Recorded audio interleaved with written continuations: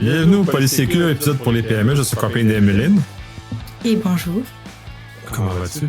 Ça va très bien, merci et toi-même? Très bien aussi, malgré les quelques difficultés que nous avons eues avant de commencer à enregistrer.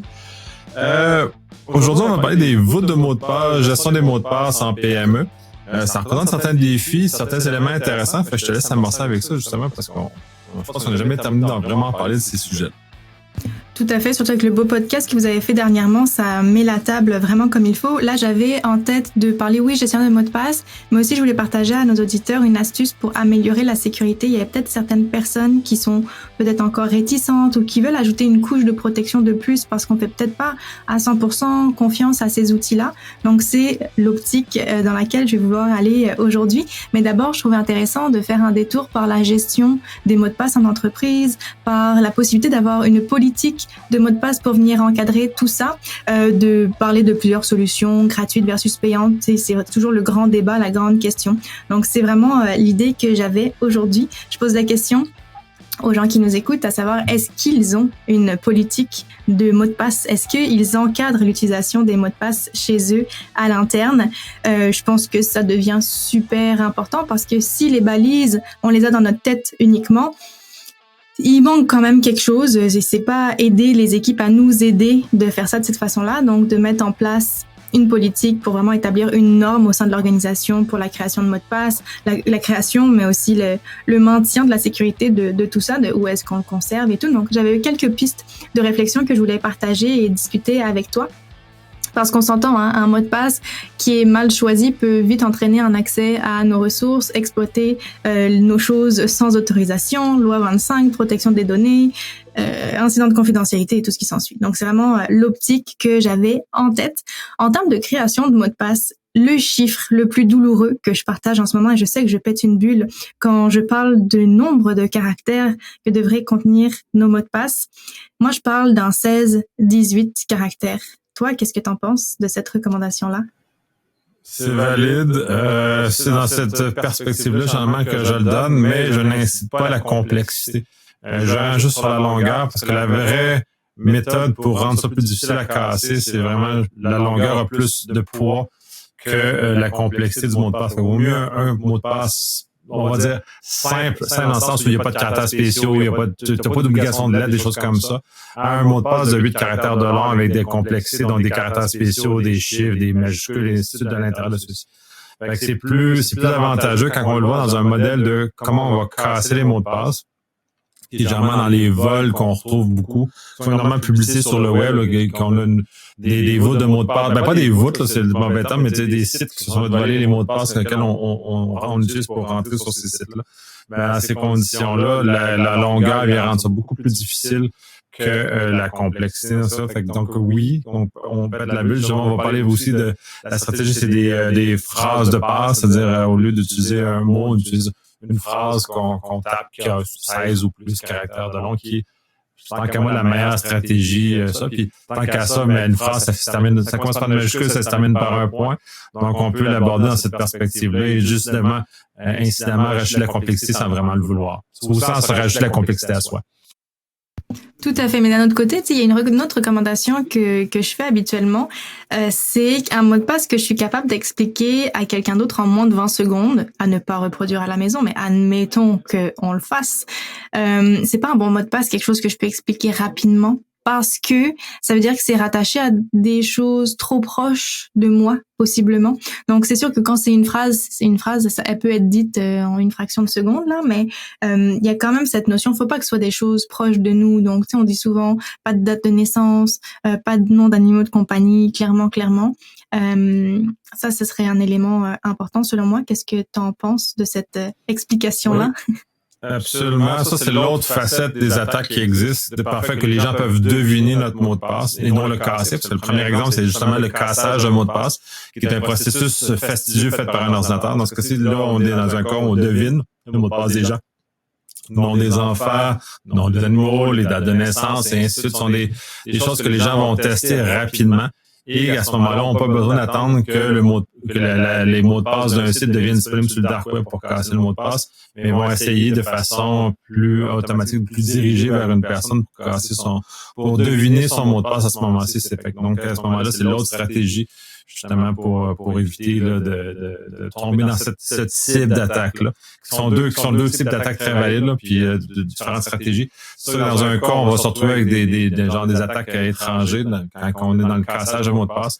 Quand on est dans le devinage de mots de passe, on est plus dans des attaques plus locales, de gens qui veulent bénéficier de nos accès ou ils veulent aller voir farfouiller dans nos choses de façon non autorisée.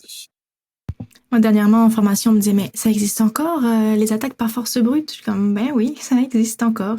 Il y a aussi la notion d'avoir des mots de passe différents, donc d'avoir la bonne pratique de ne pas réutiliser nos mots de passe, parce qu'une plateforme se fait pirater, c'est même pas de notre faute, ben c'est l'ensemble des autres plateformes qui réutilisent le même mot de passe qui sont à risque. De ton côté, pour ou contre modifier nos mots de passe à chaque 3 mois ou à chaque 6 mois ou à une certaine fréquence? C'est quoi ton point de vue par rapport à ça? Je te partage le mien tout de suite après. C'est à géométrie variable. Sur des sites externes, généralement, peu ou pas. Modification à des intervalles définis. Parce que c'est du trouble, mais on n'a pas de façon simple de le faire. Donc, on est dans un cas où c'est un chemin de croix. Certaines personnes plus motivées que moi, disons, vont le faire, ce genre de choses-là. J'ai préféré utiliser des stratégies d'utilisation de MFA, de deuxième facteur d'authentification, qui vont justement pallier au fait que si un jour mon mot de passe vient à fuiter, dans une des fuites qu'on voit régulièrement sur le web, mon MFA va venir intercepter.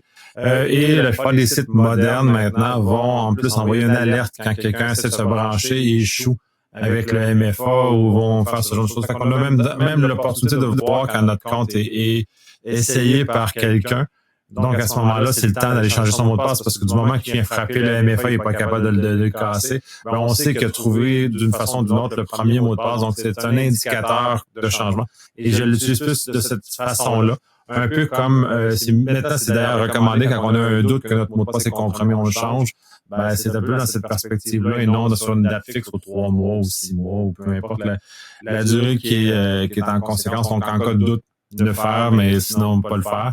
Dans mon cas particulier, puisque je vais dans certains événements de sécurité qui sont particulièrement dangereux au niveau des mots de passe, on va nommer le DEFCON par exemple, quand je vais à ces événements-là, il m'arrive régulièrement de changer une partie de mes mots de passe, pas tous, sur des sites que j'aurais pu accéder durant cette période-là, dans laquelle je me serais probablement exposé à un risque que je ne suis pas capable de contrôler, que je ne suis pas capable de mesurer l'amplitude des attaques qui peuvent être faites contre mon compte à ce moment-là.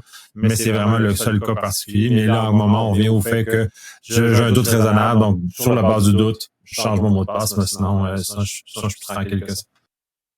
Merci en tout cas pour le partage. Effectivement, comme tu dis, il y a certaines situations où est-ce que indirectement on se met à risque. Donc, quand j'ai des raisons de croire que mon mot de passe a pu être compromis, quel que soit le doute aussi minime soit-il, on va le changer. Puis je partage vraiment ton avis par rapport à cet irritant-là que ça peut être de changer un mot de passe à chaque 3 mois. On se donne bonne conscience en disant on change les mots de passe. Ouais, mais sauf que ton mouton 02 devient un mouton 03. Donc, on s'est juste donné bonne conscience en changeant le mot de passe, mais finalement pour pas plus de sécurité que ça. Il y a des recommandations aussi un peu de base, mais qu'on rappelle jamais trop souvent, de pas partager de mot de passe avec personne, que ça doit être traité comme une information sensible. Un mot de passe, ça ne s'inscrit nulle part. Idéalement, c'est pas sur un post-it, pas enregistré dans un fichier dans l'ordinateur. Idéalement, surtout un fichier Excel ou ce genre d'éléments-là. Un mot de passe devrait pas être envoyé par courriel non plus. Donc là, le seul endroit où possiblement ça pourrait être stocké, c'est possiblement dans un gestionnaire de mots de passe et pas, selon moi, on en avait déjà parlé, dans le navigateur web, donc dans Google Chrome, à éviter d'utiliser cette notion de mémoriser. Et à ce moment-là, si on suspecte quoi que ce soit, c'est vraiment de faire le point avec un superviseur à l'interne, d'en parler et de changer le mot de passe effectivement le plus rapidement possible. Donc, c'est important d'avoir une politique dans ce sens-là à l'interne pour dire nous, est-ce que c'est vraiment 16 caractères qu'on veut mettre en place? C'est quoi nos critères de complexité de mot de passe? Est-ce que nous, on décide de le changer à chaque 3 mois ou quand il y a un risque de compromission? Donc, c'est toutes ces questions-là qu'on a abordées à l'instant. Puis vous avez nos points de vue maintenant pour établir un petit peu plus la direction dans laquelle vous voulez aller. Mais ce serait vraiment l'idée au niveau de la gestion en entreprise, en tout cas. Puis si on saute tranquillement dans les gestionnaires de mots de passe, moi, je travaille avec des PME, avec des OBNL, donc j'ai une réalité peut-être tout autre que la tienne et ça va être intéressant d'avoir les deux points de vue, le institutionnel versus un petit peu plus petite organisation, en tout cas parce que ce que je vois des fois, on voit l'humain essaye de s'adapter en fonction de la fonctionnalité, en fonction de la sécurité, en fonction du budget. Je parle pour ce que je connais, mais le gestionnaire de mot de passe en entreprise, en PME, est très peu utilisé, de plus en plus, mais très peu. Et même lorsqu'il est utilisé, il n'est pas utilisé de la façon dont on pourrait penser initialement, parce que il y a deux types de gestionnaire de mot de passe. Il y a le gestionnaire de mot de passe personnel. Il y a le gestionnaire de mot de passe entreprise, il y a le familial aussi entre les deux, mais lui, on va le skipper, c'est pas le sujet aujourd'hui, mais un gestionnaire de mot de passe personnel et un gestionnaire de mot de passe entreprise, il y a comme des fonctionnalités de plus dans la notion d'entreprise. Il y a toute une console administrateur où je peux voir qui sont mes utilisateurs, je peux révoquer des accès, je peux changer des mots de passe, je peux forcer la personne à changer son mot de passe. Donc, il y a toute une console administrateur qui permet d'avoir une vision globale des mots de passe dans l'organisation. Et au moment où est-ce que j'ai quelqu'un qui quitte, ça devient beaucoup plus facile. Au moment où j'ai quelqu'un qui oublie son mot de passe, parce que ça arrive encore évidemment, ça devient beaucoup plus facile. Mais moi, ce que je vois sur le terrain, c'est que très peu d'organisations vont opter pour des solutions de gestion de mots de passe payants en entreprise. Ce que je vais voir la plupart du temps, parce que c'est en termes de coût, on s'entend, c'est un 5 $ par utilisateur par mois à peu près, donc ça peut vite grimper et ça peut vite être hors budget aussi, même si on s'entend que c'est une dépense relativement hyper importante puis qui vient nous enlever de la charge mentale. Gardons en tête, si vous êtes une OBNL, vous nous écoutez, généralement, la plupart des gestionnaires de mots de passe ont des tarifs vraiment préférentiels, à moins 50% sur la tarification. Mais donc, ce que je vois, je vais finir avec mon idée et je m'en vais dans tous les sens, mais ce que je vois généralement, c'est donc un seul compte payant qui n'est pas un compte entreprise, mais un compte personnel payant à 5 $ par mois à peu près, et qu'ensuite, tous les autres membres de l'équipe autour ont une version gratuite de ce même gestionnaire de mots de passe. Ça vient vraiment limiter les coûts puisqu'il y a qu'un seul compte qui est payant, un seul compte qui n'a pas par contre la console administrateur et tout le plus que ça peut apporter en termes de sécurité et de gestion, mais ce compte payant permet quand même de partager des accès à l'externe, de révoquer les accès s'il y a lieu et ainsi de suite. Donc c'est vraiment le compromis que je vois, comment je vois nos PME, nos OBNL se sont appropriés ces solutions-là, qui c'est pas idéal, mais tu sais, quand on regarde notre balance sécurité versus fonctionnalité, ça fait quand même la job et c'est beaucoup plus intéressant et sécuritaire qu'un Google Sheet sur le Drive par exemple ou un fichier Excel. Beaucoup plus, en tout cas, je trouve que c'est quand même une belle alternative, moins que la version vraiment complète payante avec tout ce qui vient avec. De ton côté, plus institutionnel, ou si tu veux même commenter sur ce que je viens de partager, qu'est-ce que tu en penses? En plus grande entreprise, les pratiques sont pas nécessairement meilleures de toute façon. Fait que dans tous les cas, je pense que ce que tu relates est probablement même mieux que ce que je vois en général. Oui, il faut une voûte centralisée parce qu'en entreprise, peu importe la taille, on a tous affaire à des mots de passe qu'on doit partager entre plusieurs personnes. Donc, cette espèce de voûte-là devient une nécessité pour réussir à faire ce genre de choses-là. Peu importe la forme qu'on prend ou le service qu'on prend, là, il y en a qui sont sur site, il y en a qui sont infonuagiques, il y en a différentes affaires. Donc, comme tu mentionnes, ceux à 5 $, par mois, par exemple, sont souvent des services infonuagiques qui sont très pratiques, permettent un certain nombre de fonctionnalités centralisées et ont des avantages vraiment très, très importants à cet usage-là. Puis là, c'est là où peut-être pour les entreprises, la frontière entre les deux, c'est que du moment qu'on donne ces voûtes-là, ça donne quand même l'opportunité aux employés d'avoir une voûte personnelle à travers la voûte corporative ou institutionnelle. Ce qui fait qu'à ce moment-là, on est capable de bénéficier des deux. Donc, il y a un coût à ça. C'est pas toutes les entreprises qui sont prêtes à le payer. Et encore là, l'autre aspect par rapport à ça, c'est ça devient important. Dans quel contexte de menace on se situe? Si on est une OBNL qui prend des dons de charité, la menace à laquelle on fait affaire n'est pas la même que si puis on parle de même taille d'entreprise, par exemple, ou d'organisation, qu'on fait des pièces pour l'aérospatiale. Donc, à ce moment-là, nos éléments et donc, nécessairement, les moyens qu'on met en place sont très différents, même si on a la même taille d'entreprise. C'est pas la taille, mais plus le contexte dans lequel on vit, où l'entreprise vit, qui va définir la nécessité d'avoir soit la pleine voûte corporative à un modèle hybride comme tu proposes qui permet justement d'atténuer les coûts pour les organisations qui ont peu de moyens pour ce genre de choses-là et qui n'ont pas la nécessité également d'avoir cette grande solution-là magique et qui est vraiment très, très puissante et descendre ça comme ça selon le contexte dans lequel on vit. Il existe des solutions comme KeePass, par exemple, qui sont gratuites sur site entièrement, qui permet de partager des VOD au sens où le fichier est commun, mais le fichier le mot de passe pour accéder au fichier est protégé. Donc, à ce moment-là, on a quand même un compromis qui est mieux qu'un fichier Excel ou un Google Sheet qui permet justement d'arriver à ce genre de stratégie-là.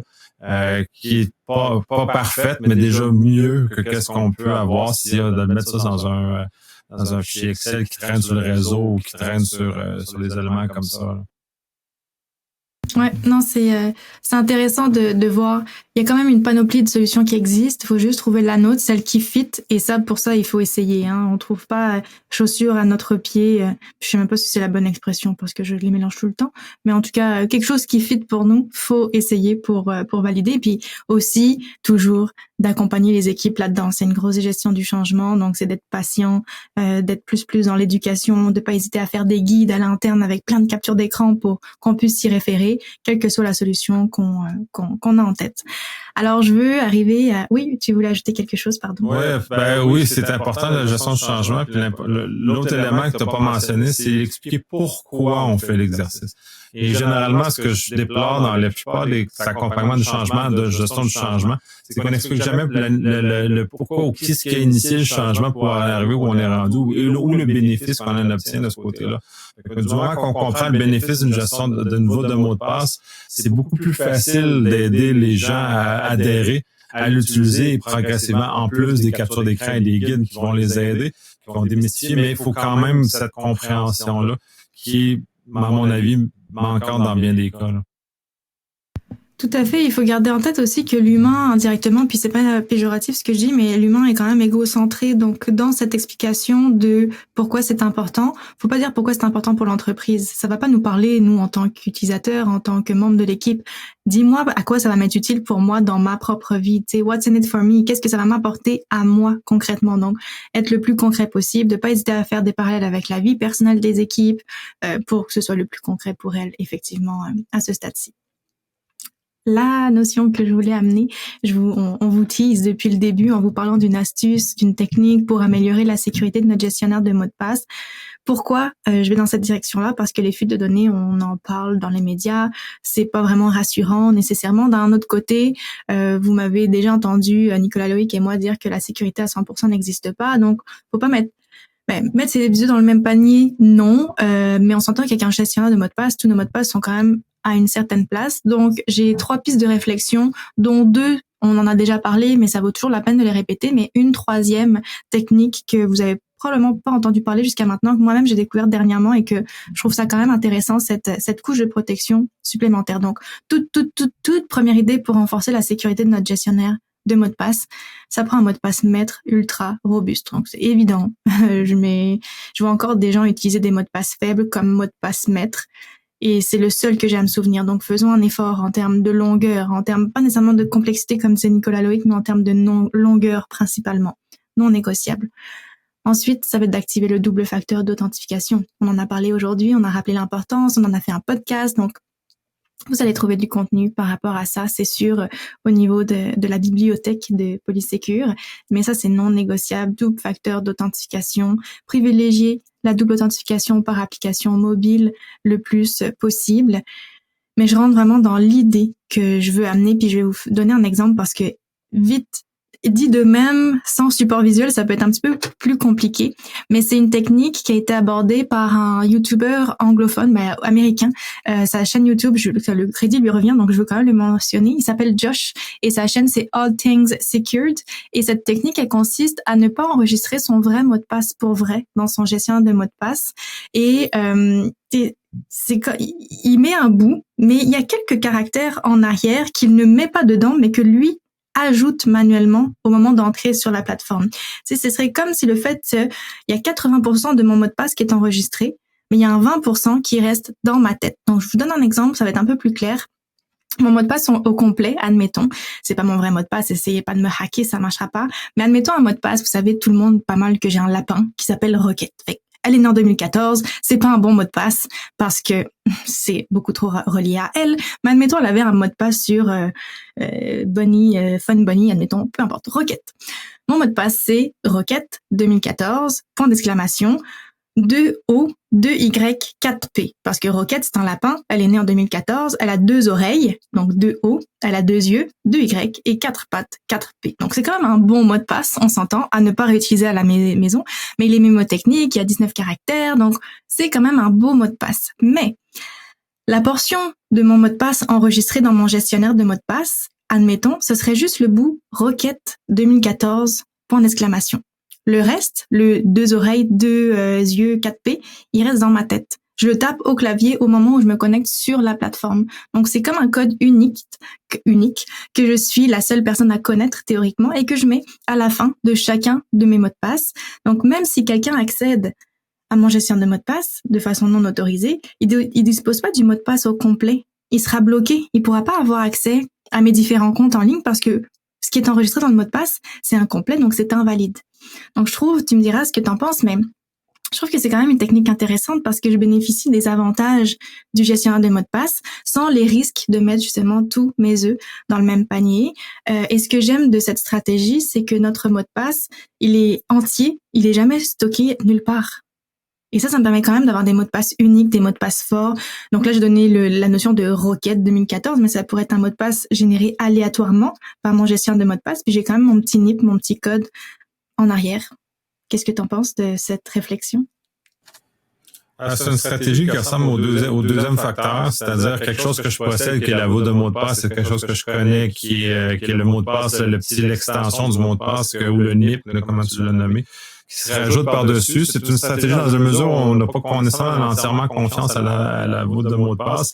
Dans le cas de débâcle de l'espace, beaucoup de gens, j'ai l'impression, qui ont eu cette inquiétude-là sur la façon que c'est fait. Puis pour la plupart des gens, même si c'est pour moi clair que la plupart des autres votes n'ont pas les défauts de conception de l'espace, c'est très difficile pour les personnes qui sont hors du domaine d'évaluer si le gestionnaire de mot de passe qu'on utilise est réellement bien conçu ou pas. Donc, puis c'est là où en termes de cyber, on a de la difficulté à communiquer correctement les éléments, mais ça, on se garde ça pour une autre fois.